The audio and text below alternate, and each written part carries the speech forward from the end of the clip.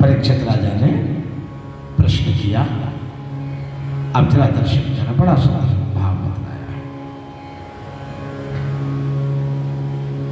यदोष्य धर्मशीलस्य नितरां मुनिसत्तमा तत्रांशेनावतीर्णस्य विष्णोर्वीर्याणि शिक्षिणः अवतीर्य यदोर्वंशे भगवान् भूतभाविनः कृतवान् यानि विश्वात्मा तानि नो वद विस्तरा। भगवान श्री कृष्ण समस्त प्राणियों के जीवन दाता एवं सर्वात्मा हैं। उन्होंने यदुवंश में अवतार लेकर के जो लीलाएं की, उनका विस्तार से हम लोगों को श्रवण करा दीजिए। जिनकी तृष्णा की प्यास सर्वदा के लिए बुझ चुकी है, वे जीवन मुक्त महापुरुष जिसका पूर्ण प्रेम से अतृप्त रहकर गान किया करते हैं, मुमुक्षु जनों के लिए जो भवरोग का रामबाण औषध है तथा विषयी लोगों के लिए भी उनके कान और मन को परम आह्लाद देने वाला है। भगवान श्री कृष्ण चंद्र के ऐसे सुंदर सुखद रसीले गुणानुवाद से पशुघाती अथवा आत्मघाती मनुष्य के अतिरिक्त ऐसा कौन है जो विमुख हो जाए, उससे प्रीति ना करे। श्री कृष्ण तो मेरे कुलदेव ही हैं। जब कुरुक्षेत्र में महाभारत युद्ध हो रहा था और देवताओं को भी जीत लेने वाले भीष्म पितामह आदि अतिरथियों से मेरे दादा पांडवों का युद्ध हो रहा था, उस समय कौरवों की सेना उनके लिए अपार समुद्र के समान थी, जिसमें भीष्म आदि वीर बड़े बड़े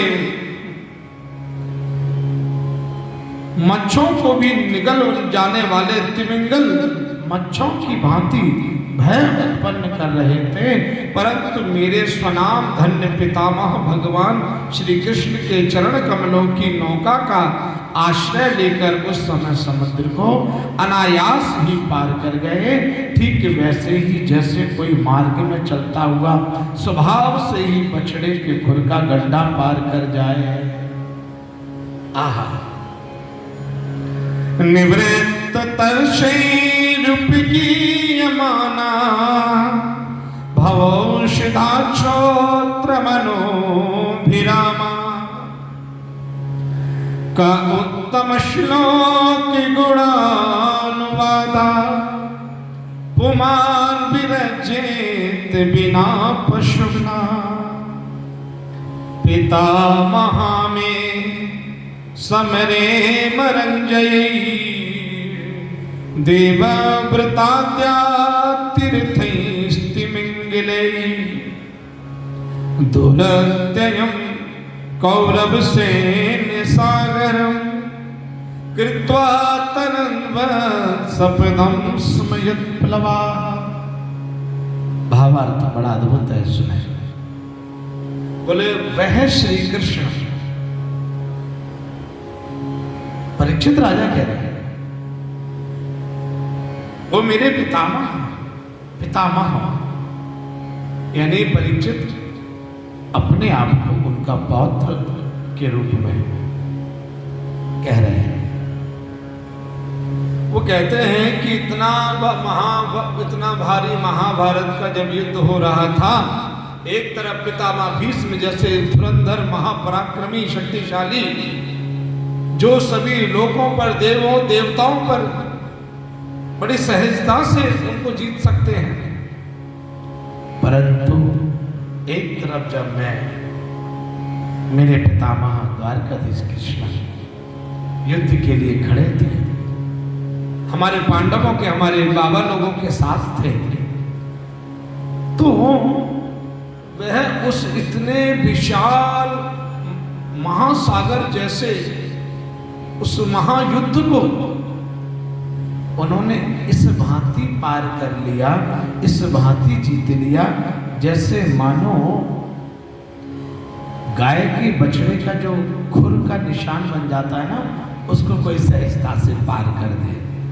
तो परीक्षित राजा कहते हैं, श्री कृष्ण की कृपा से हमने इतना बड़ा संकट तो जीवन में देखा, लेकिन जो कृष्ण भगवान, जो हमारे ठाकुर जी हमारे साथ रहे, उनकी कृपा से हमने वह संकट का सागर ऐसे पार कर लिया जैसे गौ के बच्चे के खुर का निशान कोई सहजता से पार कर जाए।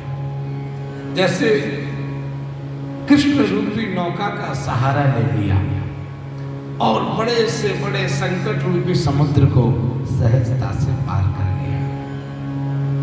यानी बड़ा सुंदर यहाँ एक दर्शन आया है। जीवन में संकट कैसा भी हो, कैसा भी घोर संकट आ जाए, कैसा भी कष्ट आ जाए, घबराने की आवश्यकता नहीं है। घबराने की आवश्यकता नहीं है। जैसे पांडवों ने बड़े से बड़े संकट काल में वो घबराए तो नहीं, उन्होंने सहजता से प्रभु के चरणों को पकड़ लिया, चरण में बैठ गए। हे मधुसूदन, हे मुरारी, हे गिरधारी, हे केशव, आप ही हमें मार्गदर्शन करें, आप हमारी मदद करें, बताएं अब हमें क्या करना है। ऐसे ही जब हमारे जीवन में कभी कोई संकट आवे, कोई कष्ट आवे, घबराएं नहीं, ठाकुर जी के चरणों में आ जाए, ठाकुर जी के चरणों में बैठ जाए और उनसे प्रार्थना करें, हे मधुसूदन, आप ही हमारे नैया पार लगाएं। और वो सबकी पार लगाते हैं तो हमारी क्यों नहीं लगाएंगे। द्रोण्यास्त्र विप्लुष्टमिदं मदंगम संतान बीजम कुरु पांडवाना जुगोपि कुक्षिम गति आत चक्रो मातुष्य में यह शरणं गताया। महाराज, मेरा यह शरीर जो आपके सामने है तथा जो कौरव और पांडव दोनों ही वंशों का एकमात्र सहारा था, अश्वत्थामा के ब्रह्मास्त्र से जल चुका था। उस समय मेरी माता जब भगवान की शरण में गई तब उन्होंने हाथ में चक्र लेकर मेरी माता के गर्भ में प्रवेश किया और मेरी रक्षा की। मैंने आपको पहले भी बताया है, ये भागवत में प्रसंग आया है कि उन प्रभु की कथा संक्षिप्त में मैं कैसे सुन लूं जिन्होंने मेरी माँ के गर्भ में आकर के मेरी रक्षा की, मुझे बचाया है। आपको ये भी बतला दें कि जब उत्तरा के गर्भ में जाकर के प्रभु ने परीक्षित की रक्षा की, उत्तरा के गर्भ में गए तो प्रभु द्वारकाधीश से उत्तराधीश कहलाए। बोलिए उत्तराधीश भगवान की जय। वीर्याणि तस्याखिल देह भाजा मंतिर्वहि पूर्षिकाल रूपै प्रयच्छतो मृत्युमुतामृतं च माया मनुष्यस्य वदश्व विद्वन्। केवल मेरी ही बात नहीं, वे समस्त शरीरधारियों के भीतर आत्मा रूप से रहकर अमृत तत्व का दान कर रहे हैं और बाहर काल रूप से रहकर मृत्यु का मनुष्य के रूप में प्रतीत होना, यह तो उनकी एक लीला है। आप उन्हीं के ऐश्वर्य और माधुर्य से परिपूर्ण लीलाओं का वर्णन कीजिए। परीक्षित ने इतना सुंदर भाव सुखदेव जी महाराज के चरणों में रखा। सुखदेव जी महाराज परीक्षित के भाव का बड़ा सुंदर आनंद ले रहे हैं। भाई, जब जिज्ञासु होता है भक्त, जहां जिज्ञासा को लेकर बैठता है, स्वतः ही वहां गुरुजनों का ज्ञान प्रकट हो जाता है। भाई, ये जानना चाहता है, ये सुनना चाहता है, तो क्यों ना इसे सुनाया जाए, इसे ज्ञान दिया जाए।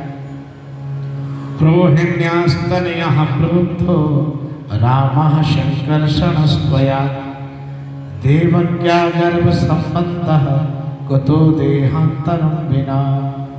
भगवान, आपने अभी बतलाया था कि बलराम जी के रोहिणी के पुत्र थे, बलराम जी माता रोहिणी के पुत्र थे। इसके बाद देवकी के पुत्रों में भी आपने उनकी गणना की।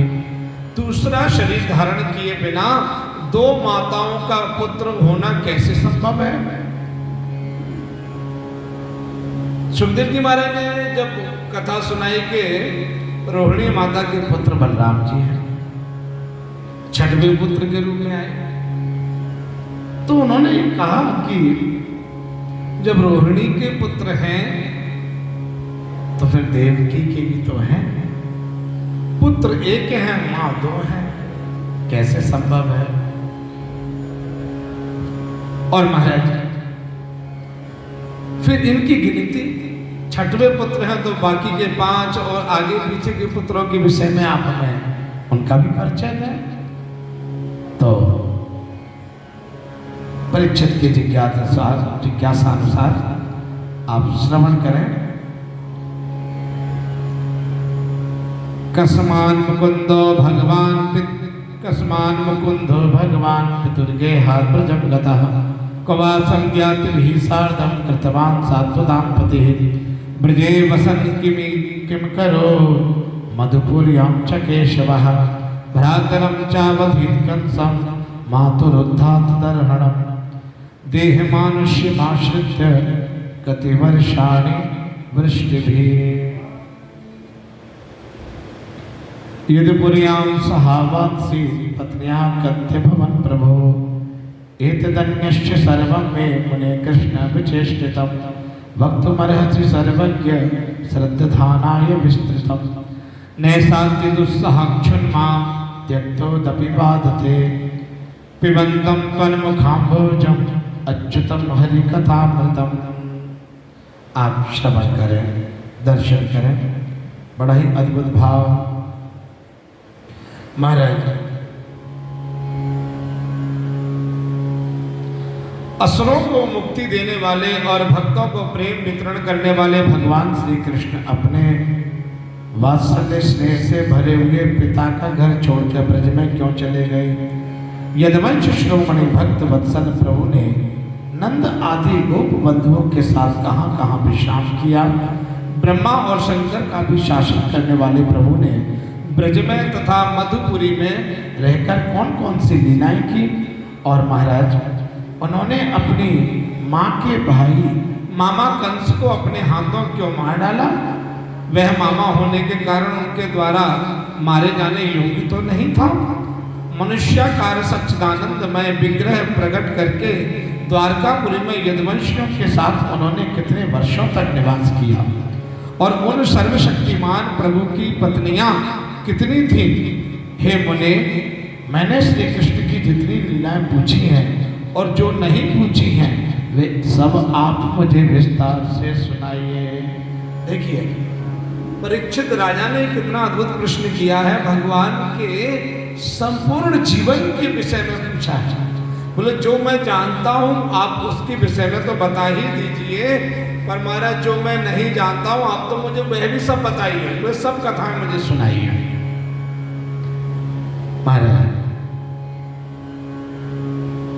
भगवान अन्न की तो बात ही क्या है, मैंने जल का भी परित्याग कर दिया है, फिर भी वह असह्य भूख प्यास जिसके कारण मैंने मुनि के गले में मृत सर्प डालने का अन्याय किया था मुझे तनिक भी नहीं सता रही है, क्योंकि मैं आपके मुख कमल से झरती हुई भगवान की सुधामयी लीला कथा का पान कर रहा हूं। मैं ऐसा नहीं कहता, परीक्षित राजा कह रहे हैं ऐसा नहीं है कि मैंने भूख और प्यास को जीत लिया है, ये तो बहुत असही है, इसको सहन करना कोई साधारण बात नहीं है। अरे मैं प्यास से ही तो व्याकुल हो गया था, जिसके कारण मैंने एक ऋषि का अपमान कर दिया था, समीक ऋषि के गले में मृत सर्प डाल दिया था, जिसके कारण एक ऋषि का मुझसे अपमान हुआ और उनके पुत्र श्रृंगी ऋषि ने मुझे श्राप दे दिया और श्राप लगा 7वें दिन तेरी मृत्यु हो। तो वो प्यासी ही तो कारण थी, वो प्यासी तो वहां श्राप का कारण बनी कि मैं जल पीने के लिए उनके आश्रम पहुंच गया और वहां देखा कि वो भजन में है और अभी मेरी से व्यवस्था नहीं हो सकती, तो मैं अभिमान वश उनको अब शब्द भी बोलने लगा, उनके गले में मृत सर्प डालकर अपराध कर दिया। पुत्र उनके श्रृंगी ऋषि ने मुझे श्राप दे दिया। राजा परीक्षित ने जब ये बात कही, बड़ा सुंदर भाव। सूत जी महाराज क्या कह रहे हैं? सूत उवाच एवं निशम्य भृगुनंदन साधुवादम वैयासकी स भगवान विष्णुरातम प्रत्यर्च कृष्ण चरितम कलिकल्म शघनम व्याहर्तुमार भागवत प्रधान। सूत जी कहते हैं, हे शौनक जी। अच्छा देखिए, सुखदेव जी महाराज राजा परीक्षित को आनंद दे रहे हैं और सूत जी महाराज नैमिषारण्य तीर्थ की पवित्र भूमि पर विराजमान होकर शौनक आदि 88,000 ऋषियों को आनंद दे रहे हैं। यह कथा सूत जी महाराज शौनक आदि ऋषियों को सुना रहे हैं, सुखदेव जी महाराज राजा परीक्षित को सुना रहे हैं। और यही कथा आज जन्माष्टमी के पावन अवसर पर हम अपने ठाकुर जी को सुना रहे हैं और प्रतिनिधि के रूप में हमारे ठाकुर जी सामने विराजमान हैं और आप सब इसका दिव्य आनंद ले रहे हैं। सुखदेव जी महाराज बड़ा अद्भुत वर्णन कर रहे हैं। सूत जी महाराज ने कहा, शौनक जी, भगवान के प्रेमियों में अग्रगण्य एवं सर्वज्ञ श्री सुखदेव जी महाराज ने परीक्षित का ऐसा समीचीन प्रश्न सुनकर, जो संतों की सभा में भगवान की लीला के वर्णन का हेतु हुआ करता है, उनका अभिनंदन किया और भगवान श्री कृष्ण की उन लीलाओं का वर्णन प्रारंभ किया, जो समस्त कलिमलों को सदा के लिए धो डालती है। ऐसा सुंदर प्रश्न परीक्षित का सुखदेव जी महाराज ने सुना। कितना अद्भुत प्रश्न है कि हम कृष्ण कथा सुनना चाहते हैं। कृष्ण कथा, अरे ये प्रभु की ही तो कथा है जो भगवान से मिलाती है। देखिए, और किसी भी अपने जीवन की सर्वोच्च सफलता प्राप्त करने के लिए, सबसे अच्छी वस्तु प्राप्त करने के लिए आप और जो कुछ पाना चाहते हैं, उसके लिए आप कितना परिश्रम करते हैं।